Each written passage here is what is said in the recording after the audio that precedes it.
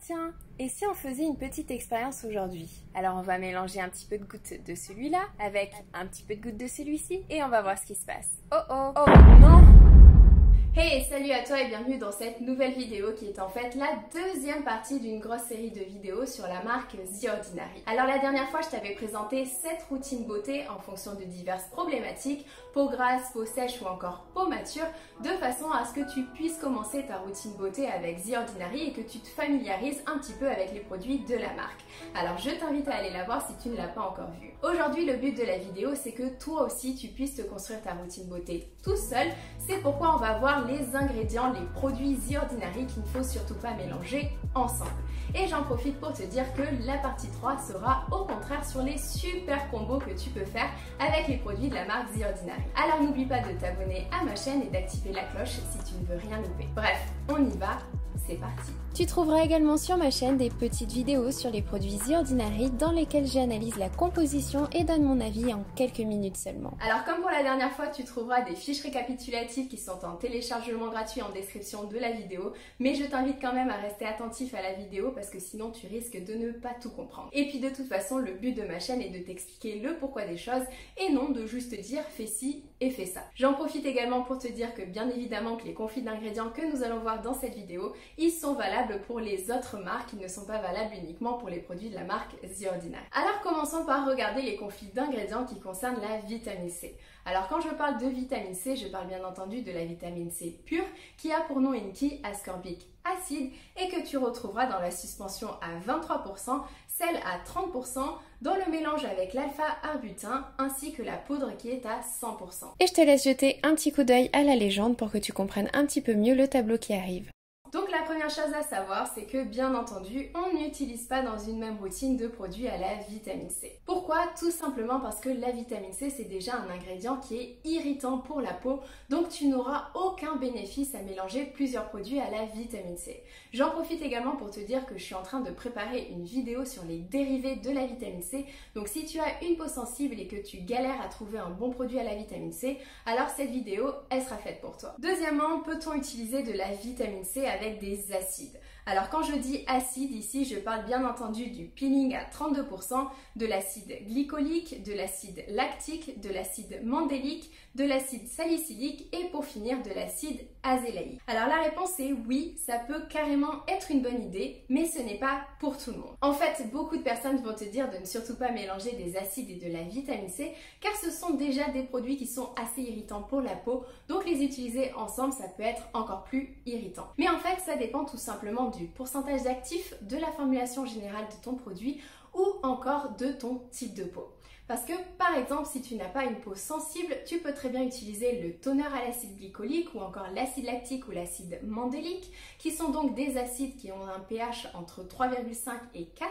Ils vont donc diminuer le pH naturel de ta peau, ce qui fait que quand tu vas appliquer de la vitamine C après, elle va pouvoir mieux pénétrer parce que la vitamine C, elle pénètre mieux à un pH de 3,5. Donc tu peux tout à fait utiliser des acides et de la vitamine C, mais tu dois faire très attention. Ensuite, concernant les rétinoïdes, qui sont donc le grain actif rétinoïde dans du squalane ou en émulsion, ainsi que le rétinol dans du squalane, je ne te recommande pas vraiment leur utilisation dans une même routine avec la vitamine C. Non pas parce que les deux ingrédients ne vont pas ensemble, mais tout simplement parce que ce sont déjà des ingrédients qui sont puissants pour la peau, donc les utiliser ensemble, tu risques d'avoir une irritation.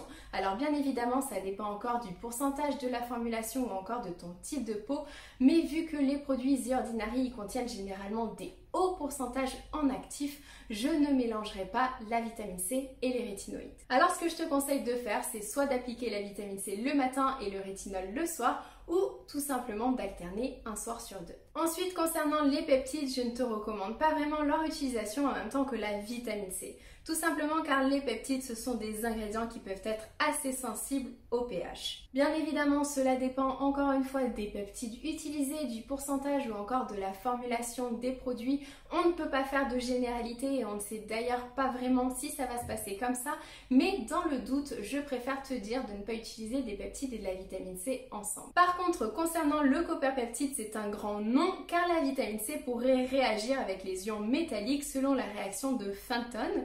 donc ici réagir avec le cuivre du copperpeptide, donc tu risquerais de dégrader ces composés et surtout de rendre la vitamine C pro-oxydante, qui est l'inverse d'antioxydant, donc c'est tout ce qu'on ne veut pas. Concernant l'utilisation de la vitamine C avec les antioxydants, il n'y a pas de conflit et ils peuvent même s'avérer être utiles pour booster l'efficacité de la vitamine C. Sauf pour l'antioxydant EUK, qui est du chlorure de manganèse et qui est un complexe assez sensible aux variations de pH qui pourrait donc être déstabilisé par un acide. Pour finir, il faut bien évidemment qu'on parle de la relation entre la niacinamide et la vitamine C, qui est honnêtement l'un des plus grands débats du monde des cosmétiques et qui m'a énormément perturbée à moi aussi. Alors peut-on utiliser de la niacinamide et de la vitamine C dans une même routine? Beaucoup pensent que non, parce que premièrement, la niacinamide peut s'hydrolyser à pH acide et se transformer en niacine.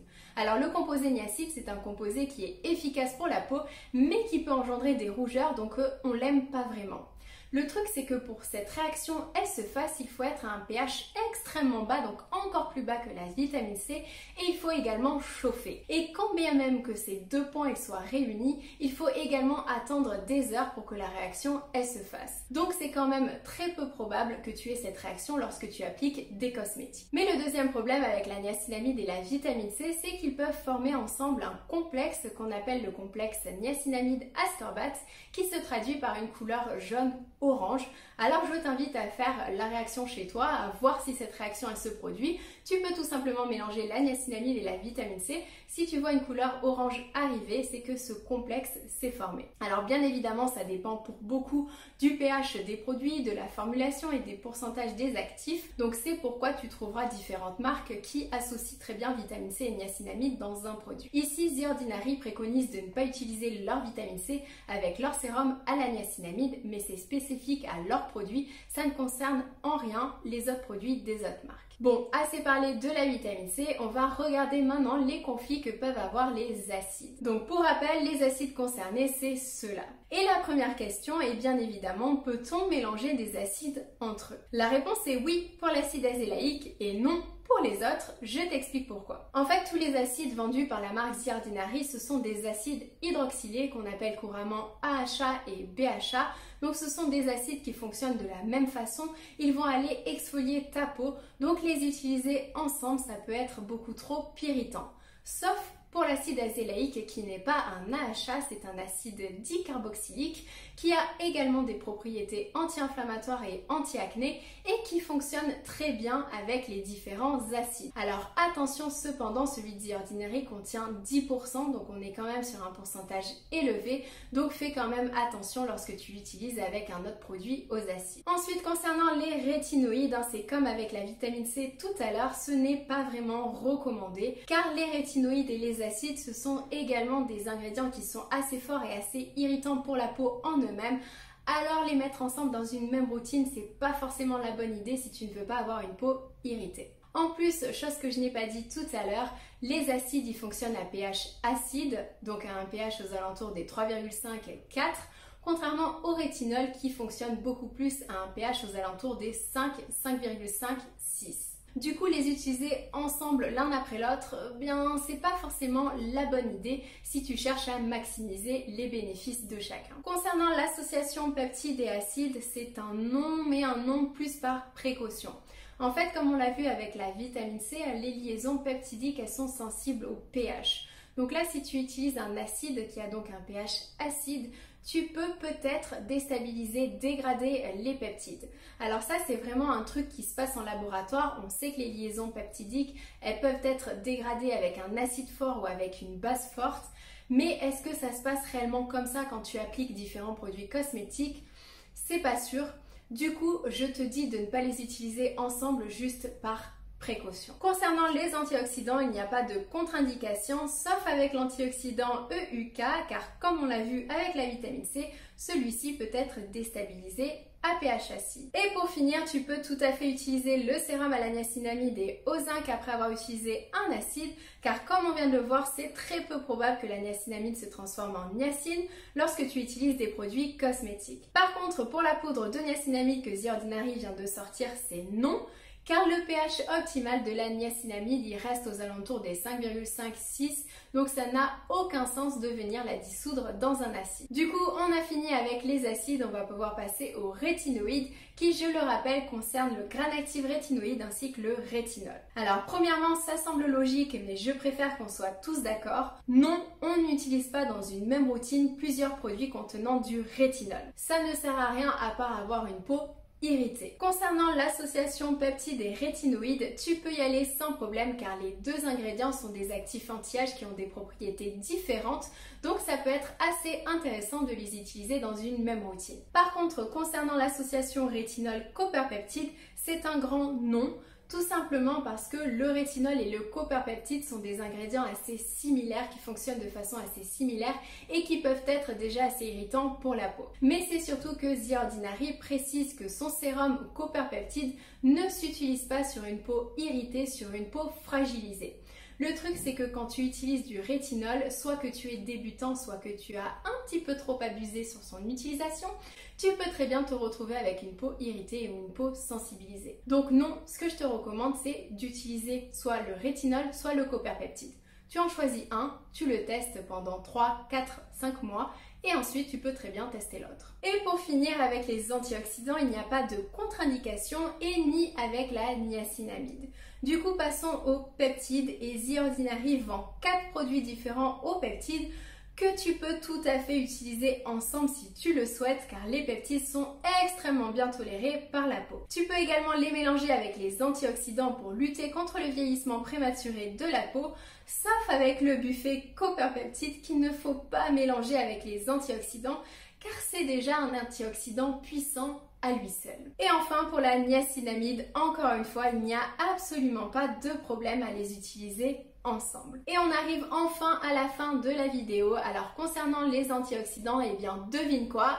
Tu peux tout à fait les associer ensemble, sauf avec l'antioxydant EUK pour ne pas changer. Ce qui fait que l'antioxydant EUK, c'est clairement pas mon préféré parce qu'il est carrément grave relou à caser dans une routine beauté. J'en profite pour te dire que les autres antioxydants, par contre, ils peuvent former de super combos. Donc n'hésite pas à t'abonner à ma chaîne parce que j'en parlerai dans la partie 3. Et pour finir, encore une fois, il n'y a aucun problème avec la niacinamide. Et là, tu comprends pourquoi cette vitamine, c'est la vitamine préférée de tout le monde. Mais juste pour qu'on soit clair, bien évidemment que tu ne mélanges pas le sérum à 10% de niacinamide avec la poudre à 100% de niacinamide parce que ça sert carrément à rien.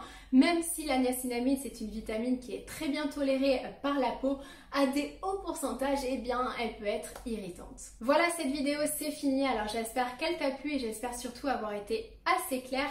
Bien évidemment, si tu as encore des questions, n'hésite pas à les poser en commentaire, je réponds toujours avec grand plaisir. Et concernant tous les autres produits que je n'ai pas mentionnés, donc par exemple l'alpha-arbutin, les hydratants, les huiles ou encore la crème solaire, c'est tout simplement parce qu'ils n'ont pas de conflit d'ingrédients avec d'autres produits. Bien sûr, si la vidéo elle t'a plu et qu'elle t'a aidé, n'hésite pas à mettre un j'aime parce que c'est le seul moyen que j'ai de savoir et en plus ça permet d'améliorer le référencement parce que je ne sais pas si tu l'as remarqué mais je suis assez nouvelle sur YouTube donc j'ai grandement besoin de ton aide pour faire grandir ma chaîne. Voilà, je te fais de gros bisous, je te dis à bientôt, prends soin de toi, ciao.